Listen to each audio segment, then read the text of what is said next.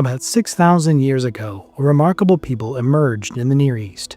Today, we're diving into the story of the Sumerians, the first civilization in human history. They were the first to build cities, write words, and name the stars. And after that, total silence.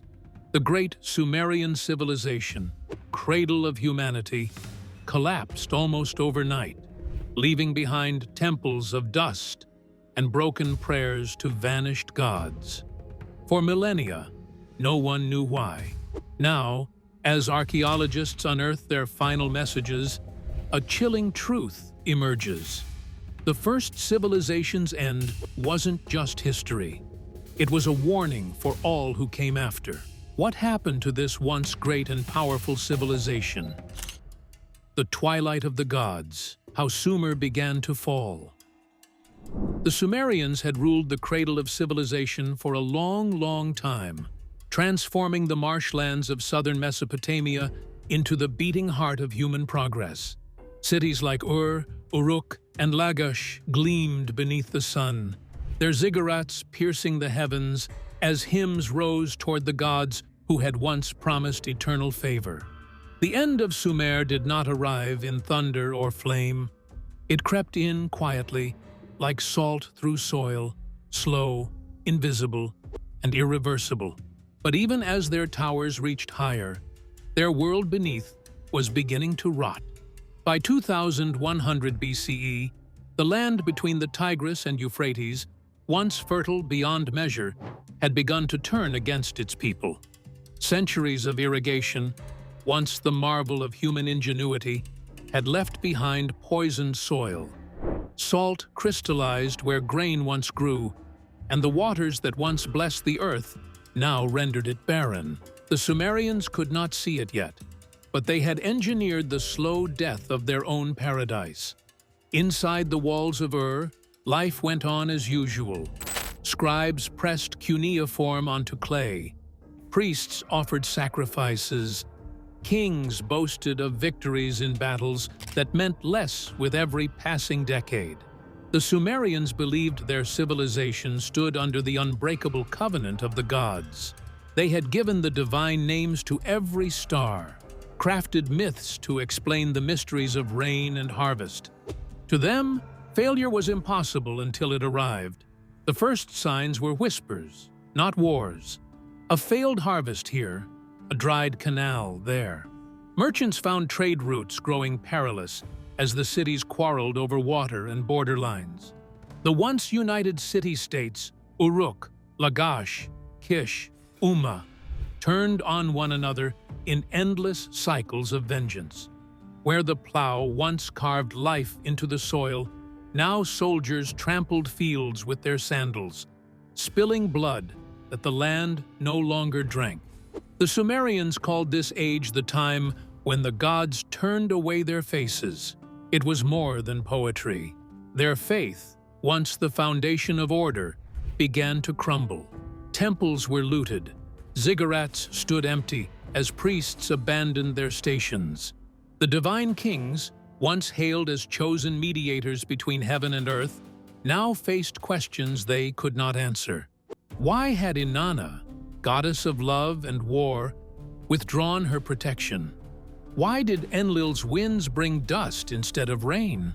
The hymns of praise turned into laments of confusion and fear. And beneath it all, the land, the silent, unrelenting land, was dying. Archaeologists later uncovered layers of salt deep beneath the ruins of Sumerian fields, evidence that centuries of irrigation had drawn minerals to the surface, choking the soil's fertility. Crops failed year after year, forcing migrations northward into Akkad and beyond. A civilization that had once harnessed nature to its will was now strangled by its own success. Yet, in the midst of this ecological decay, pride endured. The rulers of the last great Sumerian dynasty, the kings of Ur III, still claimed divine right. King Ur-Nammu raised massive ziggurats to restore favor with the gods. His successor, Shulgi, proclaimed himself divine and declared that Sumer's golden age had returned. But the truth lay outside the palace walls. Starving farmers, empty granaries, and canals filled with mud instead of water. The empire was cracking from within. Then came the outsiders. The Amorites from the west and the Elamites from the east began to press against Sumer's borders. Drawn by the weakening defenses and rumors of once great cities ripe for conquest.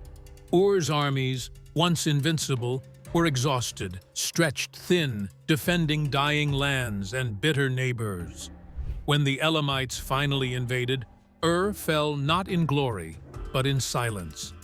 Its ziggurat was ransacked, its treasures stolen, its people scattered. The gods' final home on earth was left to crumble into dust. The fall of marked more than the end of a kingdom. It was the end of an era. The age of Sumer was over. Yet, what makes their fall truly tragic is not its violence, but its inevitability. The Sumerians were victims of their own brilliance. They had mastered the rivers, invented the wheel, created writing, law, and organized religion. But they had never learned restraint. Their drive to control nature led to their undoing, and in their desperation, they believed only divine betrayal could explain what human hands had wrought. In their final years, scribes recorded haunting hymns, the first human laments in written history. They did not write of kings or victories, but of loss, silence, and the gods' departure. The storm consumed the city, one tablet reads. The people lay in the dust. The gods have left their temples like birds that have flown away. It was more than poetry. It was a civilization gasping its last breath. And as the last Sumerians abandoned their cities, walking north under the burning sun, they left behind more than ruins. They left a warning carved in clay that even the greatest civilization can fall, not through conquest, but through the quiet arrogance of believing itself eternal. The twilight of the gods had come, and with it, the first echo of humanity's greatest truth. Every empire, no matter how divine, carries within it the seed of its own end.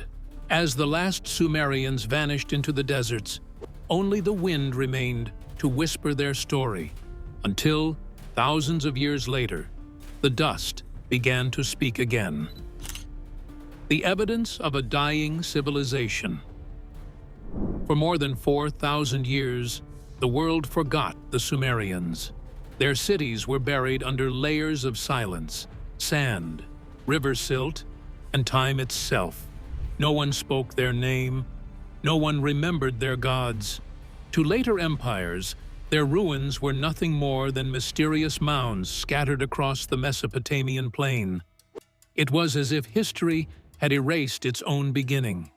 But the earth remembers what humanity forgets. In the late 19th century, archaeologists began to uncover the strange, wedge-shaped marks pressed into clay, cuneiform, the first written language. At first, the tablets were indecipherable relics, thought to belong to Babylon or Assyria. Only later did scholars realize these were the voices of a civilization older than any known, a lost people who had once called themselves the Black-Headed Ones. And as those tablets were translated, a strange, mournful story began to emerge. The tale of the first civilization to rise and to fall.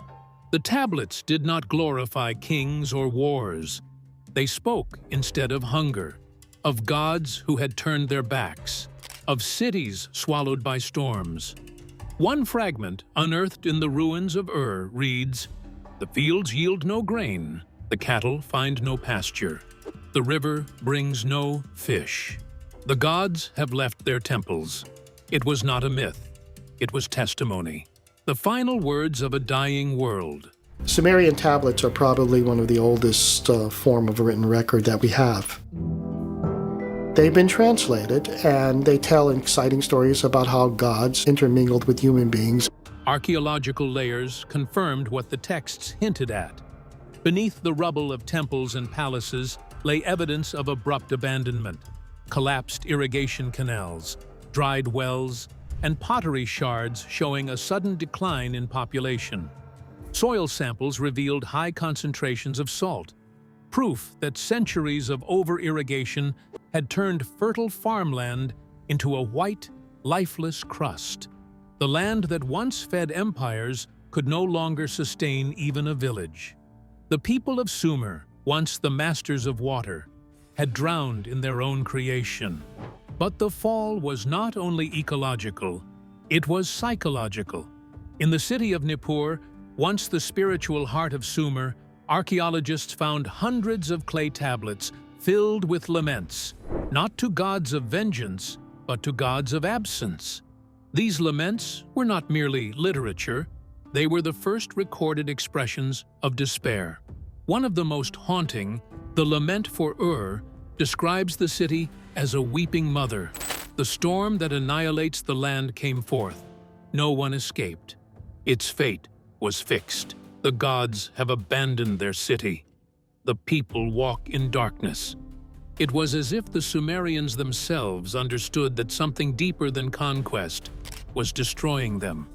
Their faith in divine order, once unshakable, was breaking apart. The priestly class, once the moral spine of their society, lost control as temples were plundered and sacred statues hidden in fear. When Elamite invaders entered Ur, they did not just seize the city, they shattered the last link between humanity and its gods. And yet, the Sumerians did not vanish in one cataclysmic moment. Their fall unfolded like the slow fading of a candle.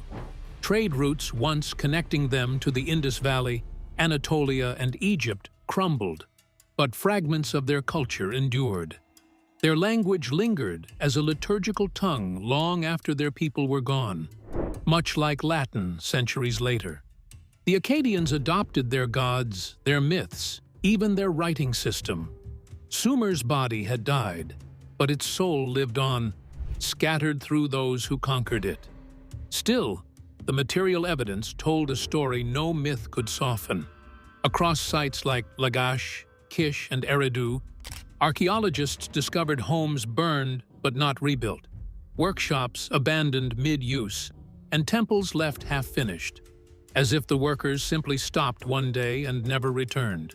In the royal tombs of Ur, the skeletons of servants were found carefully laid beside their masters, accompanied by musical instruments and gold, a final act of ritual loyalty before the silence. The clay tablets became the civilization's voice from beyond the grave, and through them, a pattern emerged. Famine, internal strife, drought, invasion, collapse, repeating like an unbroken refrain. The Sumerians had documented their own extinction, not as a moment of defeat, but as a cosmic unraveling. Modern science now completes what their poets once only intuited. Sediment cores from the region show evidence of a catastrophic drought around 4,200 years ago, a sudden, prolonged shift in climate that desiccated farmlands and displaced populations across the Near East. Combined with their man-made soil salinization and constant warfare, Sumer's downfall was sealed. Nature, indifferent and immense, had closed its hand around humanity's first experiment with civilization. Yet, in this ending lies something profoundly human. Even in their despair, the Sumerians wrote. They carved their grief into clay so it would outlive them, a desperate act of memory, a final defiance against oblivion. Every symbol pressed by their stylus was a heartbeat echoing through time. Today, as we read those fragile tablets under museum glass, we are not just deciphering words. We are listening to the dying breath of the world's first civilization. We are hearing the warning that time itself buried, that progress without balance leads to ruin, and that the gods who abandon us are often of our own making. In the dust, Sumer still whispers.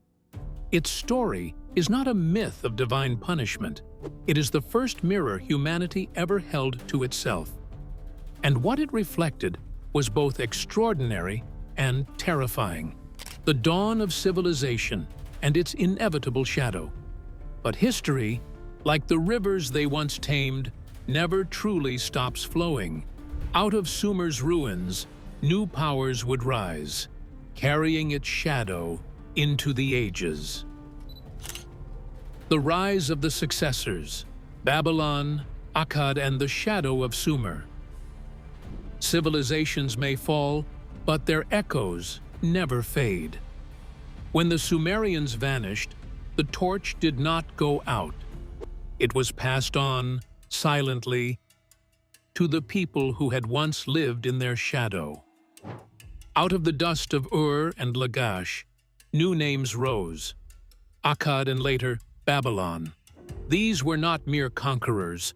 They were heirs, children of Sumer who inherited both its genius and its ghosts. The Akkadian Empire, founded by Sargon of Akkad around 2334 BCE, was the first to unite Mesopotamia under one ruler.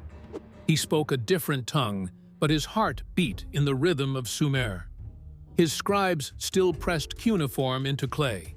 His priests still worshipped Sumer's gods, Inanna, Enlil, Nana, and Utu. In his inscriptions, Sargon called himself King of Kish, invoking the prestige of an older Sumerian city to legitimize his rule. Even conquest bowed before memory. Akkad's rise was both triumph and imitation. The Akkadians borrowed Sumer's irrigation systems, city planning, legal codes, and even its art style. They refined it, expanded it, but they did not invent it. Every innovation that made their empire possible had been born in Sumer. The Sumerians had built the blueprint of civilization, and their successors simply followed the design. But the gods they shared had grown restless. The Akkadian Empire, too, would fall. After Sargon's death, internal strife and famine tore through his realm. The influence of the Akkadian Empire was also felt beyond the borders of the empire. This empire did not last very long, however, as it collapsed about a century and a half after it was founded. Records from the time speak of 7 years of nothing, when crops failed and the winds carried dust instead of rain. Nomadic tribes known as the Gutians swept down from the mountains, toppling cities weakened by hunger. Akkad collapsed in chaos, a chilling reminder that even those who inherit greatness cannot escape its curse. And yet, the Sumerian legacy endured. It slipped through the ruins like water through broken stone, shaping each civilization that rose after. The third Ur dynasty, led by Ur-Nammu and Shulgi, tried to rebuild the old order, reviving Sumerian language, religion, and bureaucracy. For a time, it worked. The ziggurats were repaired, trade revived, and temples reopened. Scholars call this period Sumer's Renaissance, a brief flicker of light before the final darkness. When Ur finally fell to the Elamites around 2004 BCE, its destruction was not total erasure, but transformation. What followed was the Age of Babylon, the name that would come to define Mesopotamia itself. Babylon, under kings like Hammurabi, did what Sumer could not: unify lasting order through law. If anyone steals anything from the temple, he will be put to death, and also the one who received the stolen goods will be put to death. These are but two of many harsh rules set forth in the Code of Hammurabi. Yet even Hammurabi's famed Code of Laws, carved in stone and revered for its wisdom, owed its soul to Sumer. The principle of divine decrees that governed the universe, had first been written in Sumerian myth. Hammurabi's sense of justice, his belief that kings ruled under divine mandate, and his use of writing to record truth, all these ideas were born in the cities of Ur and Nippur long before his time. The Sumerians had vanished, but they had infected the world with civilization. Even their language, though no longer spoken, became sacred. Sumerian remained the language of scholars and priests for 1,000 years after their fall, much like Latin in medieval Europe. Babylonian scribes learned it as a second tongue, reciting hymns and myths written centuries before their ancestors were born. To them, the Sumerians were the ancients of the ancients, mysterious, divine, and unreachable. Their gods were absorbed, their myths retold. Inanna became Ishtar, Enki became Ea. The names changed, but the stories did not. And beneath this cultural inheritance lay something darker, a fear. The Babylonians studied Sumer's past not only to honor it, but to understand its failure. They too lived under the shadow of ecological fragility and divine uncertainty. Droughts returned, borders shifted, enemies gathered at the gates. The same patterns replayed, as if history itself was bound to repeat Sumer's fate. Clay tablets from Babylonian archives even reference the fall of Ur with reverence and dread. One text calls it the day when the foundations of mankind were shaken. The Babylonians saw themselves as the continuation of that foundation, but also its fragile inheritors. They knew that civilizations did not die in fire alone. They decayed from within, just as Sumer had. The legacy of Sumer was thus both blessing and curse. It gave birth to empire, writing, mathematics, and law, but it also carried the warning that no power lasts forever. The same knowledge that raised the first cities also foretold their ruin. Every civilization that followed, from Babylon to Persia, from Greece to Rome, would echo this truth, building monuments to their gods, while fearing the day those gods would once again turn away. The fall of Sumer was not the end of a story. It was the first chapter of a much larger one, the eternal cycle of rise, glory, and decay. In the clay beneath our feet, that cycle still breathes. Beyond the ruins and the rise of empires, what did it feel like to watch the first civilization die and to know the gods would never answer again? The human cost, what the tablets reveal about their final days. Civilizations are often remembered for their conquests, their kings, their monuments, but the Sumerians left behind something rarer, their grief. When their cities fell and their gods turned silent, they didn't simply disappear into the sand. They wrote. In the ruins of Ur and Nippur, archaeologists uncovered thousands of tablets covered in trembling lines of cuneiform, not records of trade or triumph, but of sorrow. These were not histories written by victors. They were the first human laments. The lamentation for Ur, one of the oldest surviving poems on Earth, speaks with a voice both divine and human. The city itself crying out as though alive. The storm took away my kingship. The city weeps bitterly. The people have been carried away by the wind. Their bodies are scattered like broken pottery. This was not mythology. It was testimony from a people watching their world dissolve. The Sumerians had spent centuries believing their gods lived among them, that every harvest, every sunrise, every drop of water was a covenant between heaven and earth. When the rivers dried, when famine and war consumed them, that covenant shattered. The priests wrote of temples stripped bare, of sacred fires extinguished, of offerings left unanswered. In one haunting text, a priest of Nanna, the moon god, describes his final night in the temple. The god has gone to the mountain. The city is dark. I write by the light of the dying lamp. Imagine that, the first human to put pen to clay, knowing that his words might outlive his people. Archaeologists call these the Sumerian laments. But they are far more than literature. They are windows into fear, faith, and resilience, the psychology of collapse captured in verse. Through them, we hear not just the destruction of cities, but the cries of mothers, soldiers, and priests who could not comprehend why the gods had abandoned them. Some tablets speak of refugees, families leaving their homes as famine spread across the south.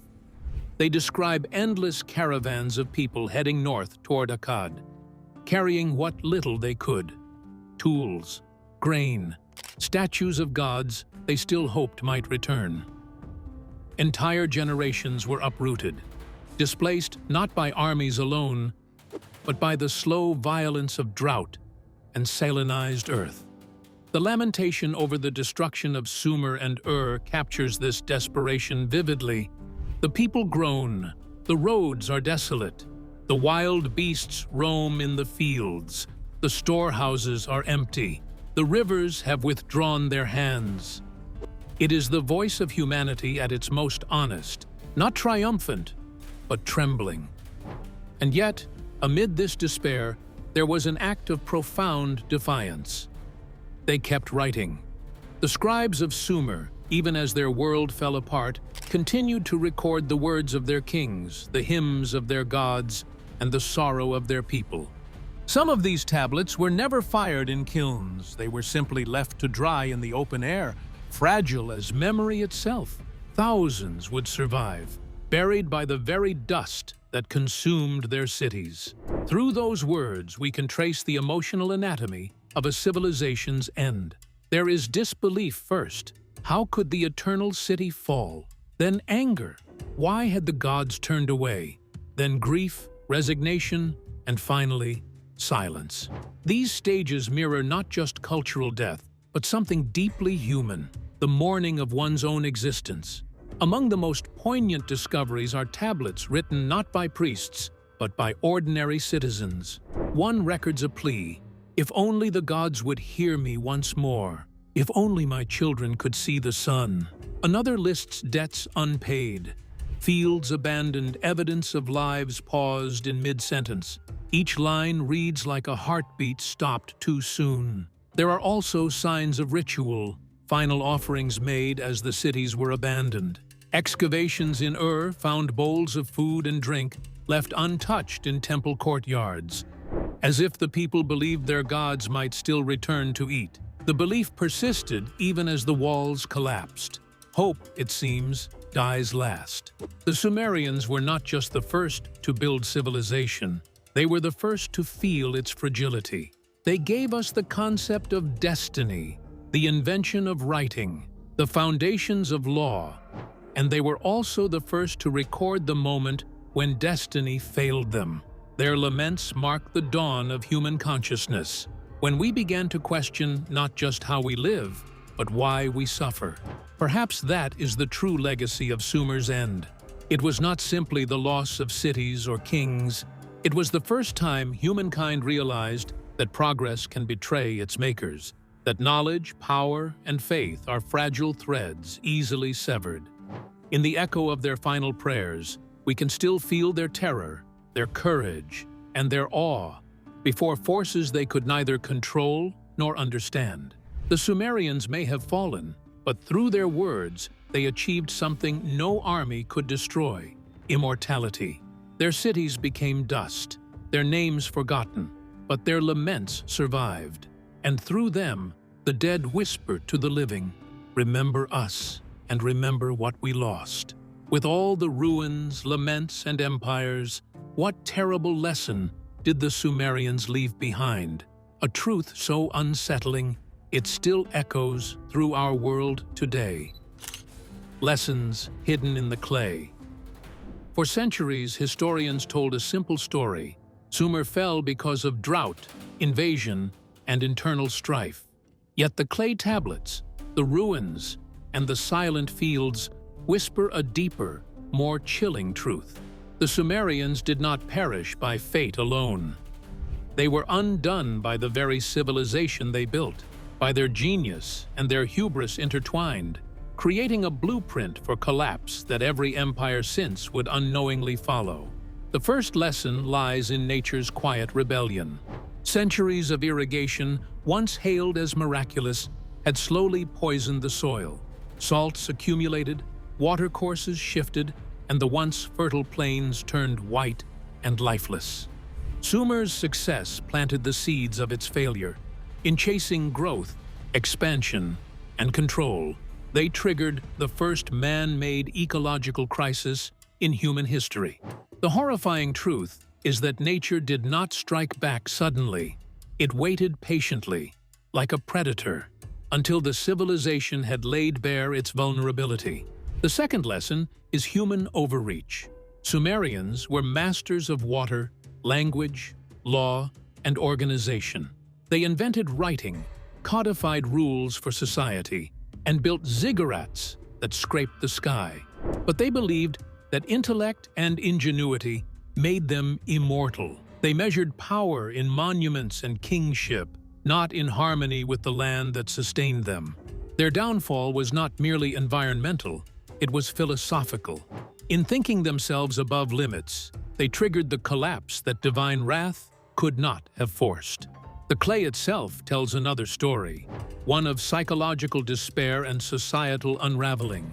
The laments from Ur and Nippur are not just poems. Or Nippur today, you won't be able to see anything that is spectacular from remaining from that kind of really incredible, sort of very lively, spectacular cities of the ancient world. They are warnings etched into the first human record of emotional collapse. Citizens prayed to silent gods, scribes recorded starvation, and families fled abandoned cities. These were not isolated crises. They were systemic failures, cascading through every layer of society. In every tablet, there is an echo of the human cost when civilization loses its balance. And here is where the horror deepens. Sumer's collapse was not the end. It was a template. Akkad, Babylon, Persia, Greece, Rome, all inherited Sumer's triumphs and its vulnerabilities. They adopted its gods, writing, law, and administrative systems, but they also inherited the seeds of ecological and societal overreach. Every empire that rose after Sumer unknowingly repeated the same patterns: harness nature without restraint, expand beyond sustainable limits, and believe power alone can defy time. The true terror is the mirror this holds up to us. In skyscrapers and dams, in global markets and megacities, humanity has repeated Sumer's story with exponential force. Climate change, overpopulation, environmental degradation. These are modern echoes of the salinized fields and dried canals of Ur. The clay tablets may be 4 millennia old, but their warnings are alive today. We are reading our own prophecy. Even the divine plays its part in this terrifying narrative.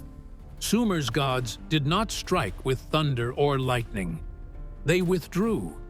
They abandoned the temples, allowing humans to witness the fragility of their world. This absence, recorded in sorrowful hymns, is perhaps the most unsettling lesson. Disaster often comes not as punishment, but as silence, a withdrawal of the forces we assume are immutable. Civilization crumbles quietly, almost imperceptibly, until the weight of accumulated errors is too great to bear. Sumer also teaches a paradoxical truth. Their genius and their demise are inseparable. Without irrigation, trade, writing, and law, Sumer would not have existed, nor could it have fallen in a way that would shock the world for millennia. Their brilliance ensured that the story of collapse would endure. Every tablet, every ziggurat ruin, every lament preserved through time serves as a cautionary tale. The very tools of human advancement carry within them the seeds of destruction.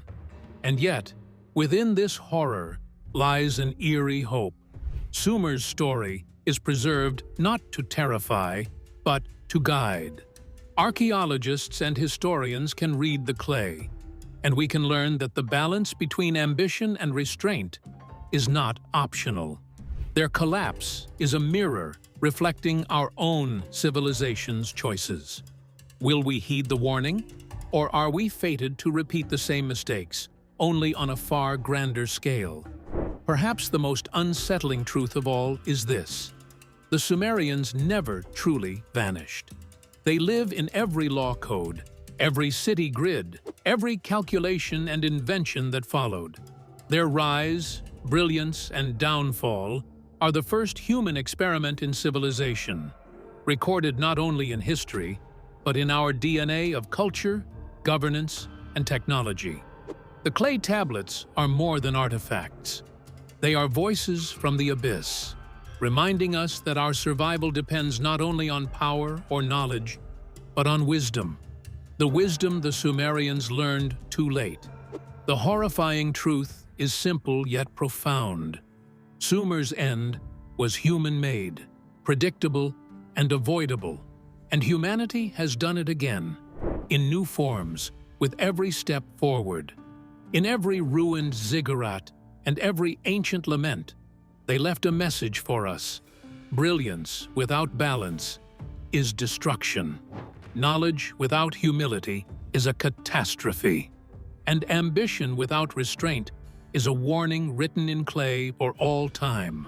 The Sumerians may have fallen, but their story still whispers through history, a warning, a legacy, and a mirror for our own world.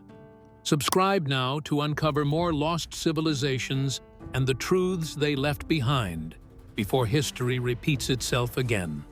Leave your comments below. We'd love to hear from you too.